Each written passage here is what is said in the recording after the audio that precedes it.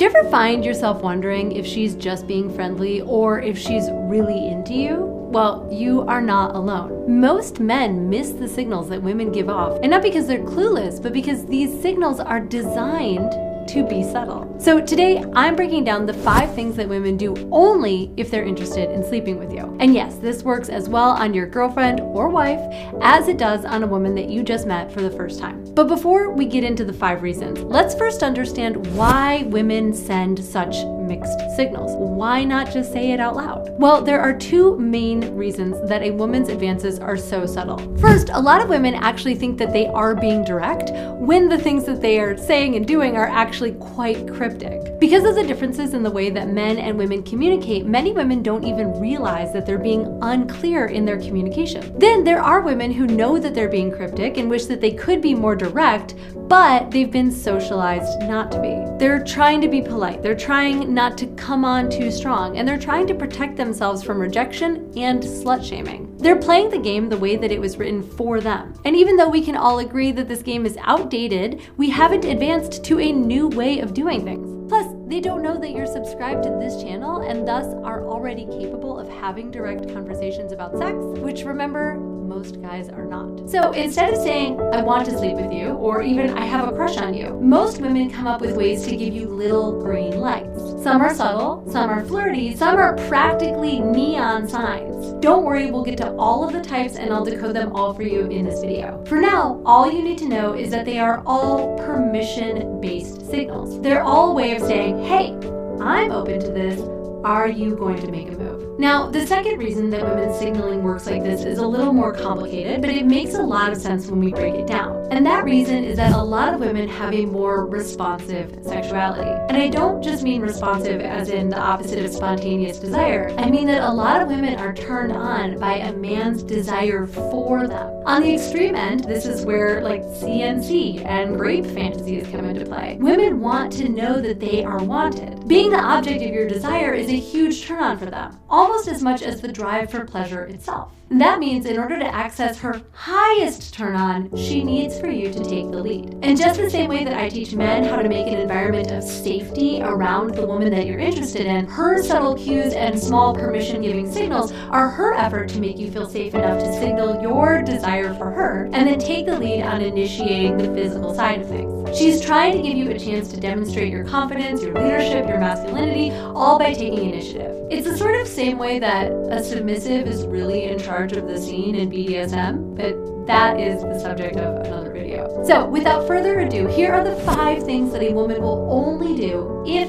she wants to sleep with you. Number 1. Her body language opens up to you. Now, this is maybe obvious or commonly understood, but it is important enough to actually include here first. Whether you're meeting for the first time or already married, before she ever touches you, a woman's body language can tell you a lot about how she's feeling. When someone piques our interest, we naturally open up to them. So if you notice these small but meaningful gestures, it probably means that you have her interest and attention. Now, this could look like her turning her hips and chest towards you, even if you're in a group setting. She may look at you a lot and make consistent and lengthy eye contact. Maybe she even makes subtle moves to expose her neck or her chest to you. And some of this is happening consciously and by choice, but a lot of it is happening unconsciously as well. All of these things, when demonstrated in a pattern, are signals of interest and attraction. They're instinctive signs of trust and physical availability. I mean, think about it. Her body is literally opening up to yours. It couldn't get more symbolic if you tried. So what should you do if you notice these symbols? Well, don't rush to do anything, but do reciprocate. Think of this as like the first few moves of a chess game, or at least from what I understand, because I don't play chess, but I did just watch the episode of The West Wing where they all play chess. Knight to king 4. Check. So I do feel like I know what I'm talking about now. Don't tell me chess moves. I moved my pawn. See if she puts a pawn out there, and then test to see how she responds when you put a pawn out there in response. That's your cue to send some small signs of attraction and see if things continue to escalate. Number 2, she gets physical and lingers. So moving up on this sort of like obvious scale, the second sign is when she actually creates physical contact and for a length of time. Touch is one of the clearest nonverbal cues that women give to communicate interest. Most women know by now that they need to be the one to go first in initiating some kind of physical contact. So if she touches your arm, your shoulder, your leg, it means that she's interested in bridging that divide. But here's the thing, you are right if you are thinking to yourself, but Caitlin, some people are naturally touchy. I don't want to misread her cues and then be called a creep. The distinction to look out for here is the linger. It's that extra moment or two that makes the difference between friendliness and flirtation. If a woman touches you to make a point or create just like basic human connection, that very well could just be platonic. What we're looking at here is the length of touch and the intention behind it. So if she creates physical contact and then lingers for a moment, or if she seems like she's finding any excuse to touch you, like she's making multiple points of contact, she's picking lint off your shirt, she's fixing your hair, she's adjusting your tie or your shirt collar, these are the signs to look out for. So when you notice this, mirror it gently by finding reasons to reciprocate that touch. Fix her necklace, put a lock of hair back into place, look for natural moments in the conversation to emphasize what you're saying with touch. Your best move here is to make it known that you're game to touch her back, which will make her comfortable to continue to escalate and build desire slowly. In previous generations, when people used to go partner dancing, this is what they were playing with. You would literally get close enough to another person to smell them, to test out how you move together, to see if you have any physical chemistry before exchanging numbers or deciding if you wanted to see each other again. Honestly, I think this is the best part of flirting, seeing what it feels like to have some physical contact between you. Even if you don't end up sleeping together, this part of the game can feel electric and exciting. As you continue to go back and forth with slightly more contact, see if she continues to open up to you and touch you, and if she does, that's a sign that you're good to proceed. Number 3,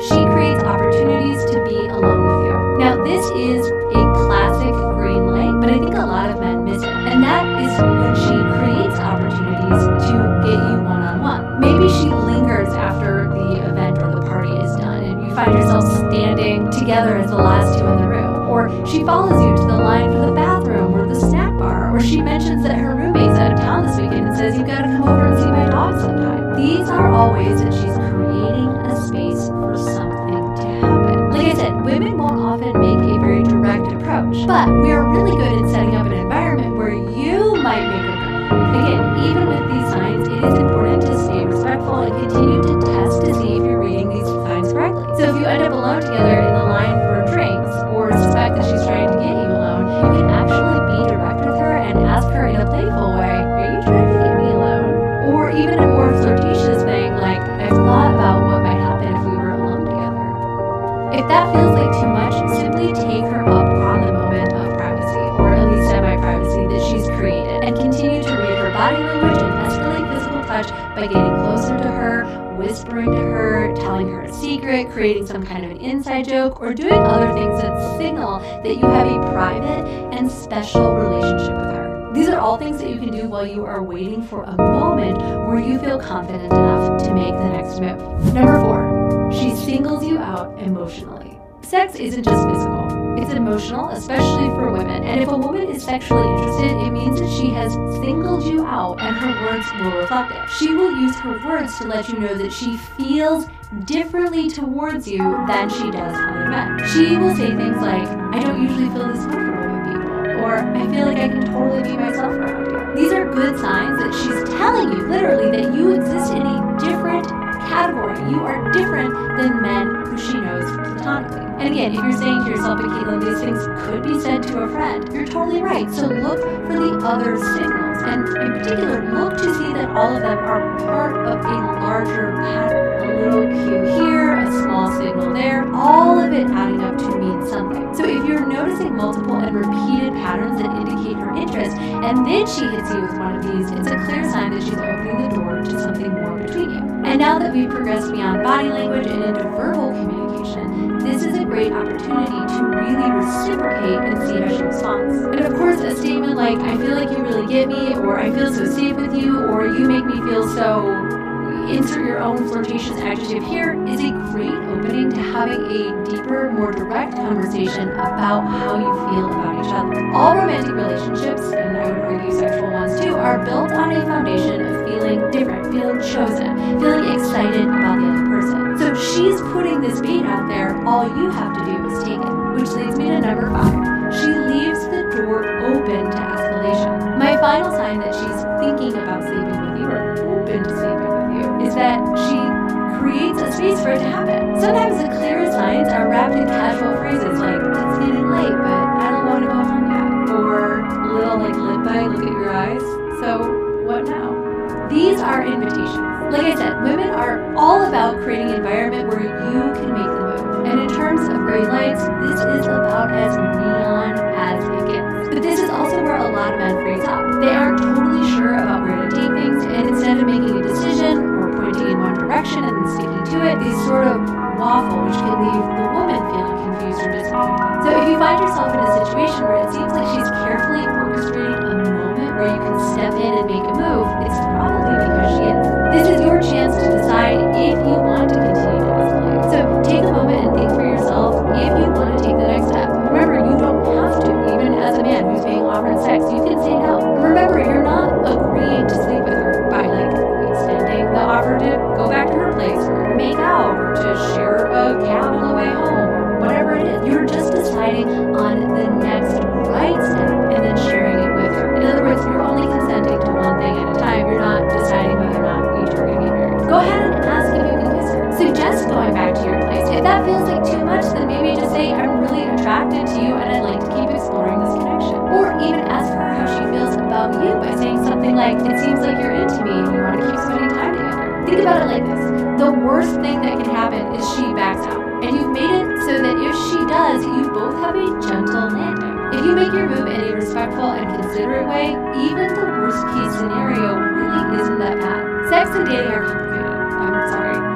They just are. I hope that my videos and this whole channel and this subject matter in particular help to kind of pull apart the complexities and make it more obvious. But it's worth noting that both men and women alike flirt for all sorts of different reasons, even if it's just the thrill. Remember that not all flirtations need to end in physical contact or sex or a relationship. As frustrating as that might be, people flirt and then change their minds or flirt just to flirt. So instead of hating the game, try seeing it as an opportunity. You don't expect to win every single time you play a game. That would be kind of boring. You play to enjoy the process and get better at it over time. Flirting is great practice and it makes us feel more alive when we do it right. If you assess the signs and you sense that there's something there, trust yourself. If you escalate in a thoughtful and incremental way, like I've laid out here, you will have covered your bases at every step and you won't have much to lose if either of you decides to bow out at any point. And remember, if you do put yourself out there and face rejection, it doesn't mean that you read the signals wrong. Other people have a lot going on that we can never fully know.